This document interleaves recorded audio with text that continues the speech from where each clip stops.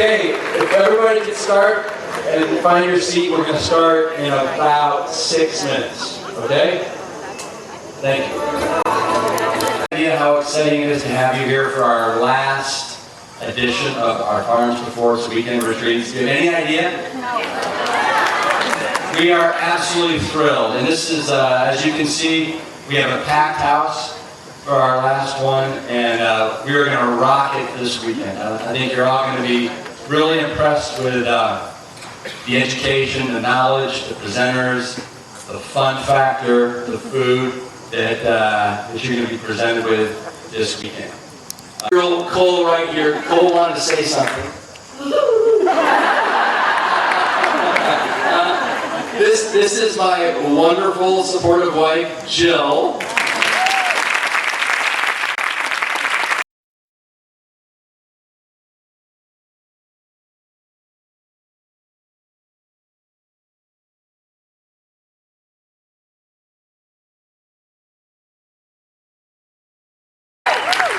I don't know about you, but I'm really excited. You know, Rip said we've done a lot of these, and we have over the last 3 or 4 years.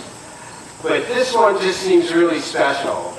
I mean, we're doing the Engine 2 Farms to Forest right here on the Esselstyn farm.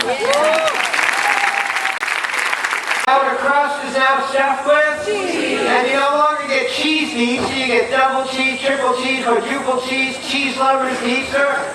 And in this economy, if you buy the special, which is if you buy 1 large, you get 2 small for free, and you get a free side of fried cheese sticks, and you get 4 dipping sauces. You get ranch, butter garlic, marinara, and cheese. Surprise! None of you do that. See Jeff. Let's say he's one of the 10%. So he comes to see me and he says, Jeff, my doctor said I have high cholesterol and heart disease. He says, you can help me. I said, okay, would you like to get better? He says, yes. I said, tell me about your diet. He smiles and says, well, I'm not going to fool you. I don't eat well. I wake up to coffee and a donut. I eat fried foods all day. I mean, I don't think I've seen a fruit and vegetable in 10 years. I said, do you want to get better? He says, yes. Can I help him? I bet I could. But what if he's one of the 90%? He comes to me and I said, what are you doing here? He says, I don't know. My doctor told me to come. He says my test says I have high cholesterol and LDL and at risk for heart disease. But that's crazy. I said, well, do you want to talk about your diet? He says, no, I already eat healthy. In fact, I eat very healthy. I said, what do you eat? He says, well, I get up every morning, you know, and I put coconut oil on everything, and I put red wine, I drink red wine, I eat salmon, I do everything I hear a Dr. Oz. And then I read in Men's Health. He says, my doctor's crazy. If I have heart disease, it has to be today.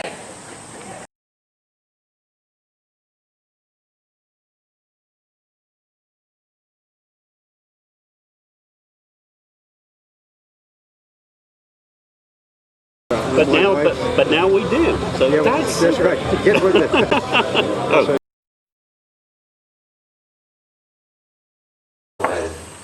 If you're here, we want this to be a terribly exciting weekend. And also, we want to give you the gift that you yourselves will possess, which is the ability to become a locus of control for your own health.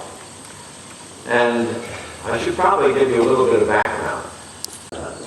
If you come to me and you've got angina, you've got significant heart disease for the first 3 to 6 months, I want you absolutely bathing that oxidative cauldron with antioxidants. I want greens alongside your breakfast cereal. I want greens as a mid-morning snack. I want it, obviously, with your lunch and sandwich. I want it again at mid-afternoon snack. Obviously, at dinner time. And I adore it when your evening snack is kale. Now, how are you going to do that? I really want to tell the story. And the story that I'm really telling in that book was a story that I actually initially wanted to tell in the very beginning when I sit down with our youngest son, who at the time was an actor, and now he's a physician, just one more year to go. But anyway, when we sit down to do that, and I wanted to start to write this amorphous thing that I thought I knew, but didn't know exactly how to say it, one of the things I really wanted to do was to make sure it was validated with good referencing. So it, as I say, passed the smell test for good science. And when we got to that, all of a sudden I discovered that as we kept putting in references all the time and trying to document the things that I thought I wanted to say, then the book was done. It was so the China study was almost an accident in time to see if I could tell myself, in a sense, what we did and do it with references. So this book is actually the book that I really want to write. Now, having said that, as I said, I want to go back to it. I'm just going to show you just 2 or 3 things that just a reminder of some of the key things that I think that we did as far as our research is concerned that got me to come from the farm and sort of promoting animal protein over to this sort of heretical idea of consuming plant-based diets. And I'll just show you this. This is kind of just a reminder so I can get into what I therefore want to talk about. You'll recall this here.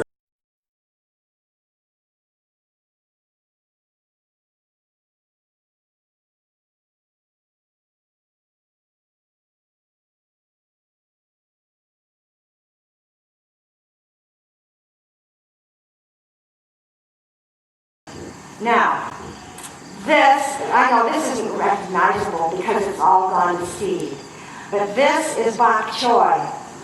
And I think you'll recognize it when I show you a leaf. And you know, it comes in sort of a big white thing. I love bok choy because bok choy is, you can just cut it up, put it in your salads.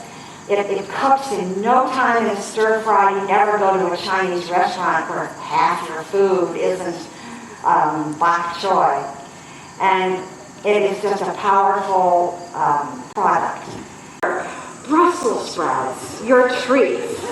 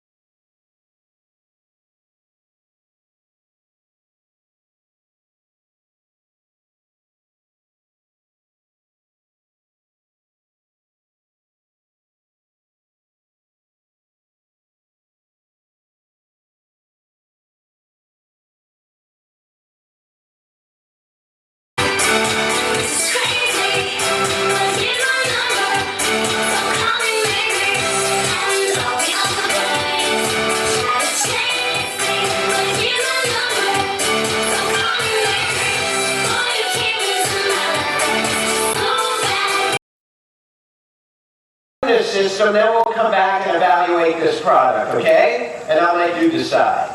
Sound fair? Okay, so what we're going to do is we're going to set guidelines because I showed you yesterday morning everything we're eating. And we have to set some guidelines to halt this. So we got to set guidelines for fat, sodium, refined sugars and sweeteners, and refined carbohydrates and grains. I showed you right there, that's like 80% of Americans' calories. Okay, so we're going to set some guidelines, but before we do, I have to give you my 2 rules for label reading. And that's because these are the 2 most important things you're going to learn from me today. And the reason is, these rules are so important. If you don't get these rules, these guidelines won't make sense to you. So these are the most important. In fact, I think these are the 2 most important things you're going to learn all day. Okay, kidding. Okay, ready? Everybody ready? Rule number 1 says, never, ever believe anything on the front of any package. Ever. No exceptions. Rule number 2 says, when in Now, reread rule number 1. No, I'm just kidding. Because there is a test. I don't know if you know this, but there is a test, and rule number 2 is on the test. Rule number 2 says, always read the nutrition facts label and the ingredient list. And I know this is hard to see for everybody, but I'm just putting it up here in case any of you can see it. Okay? That's the only place we go, and even there we're going to be highly selective of what we look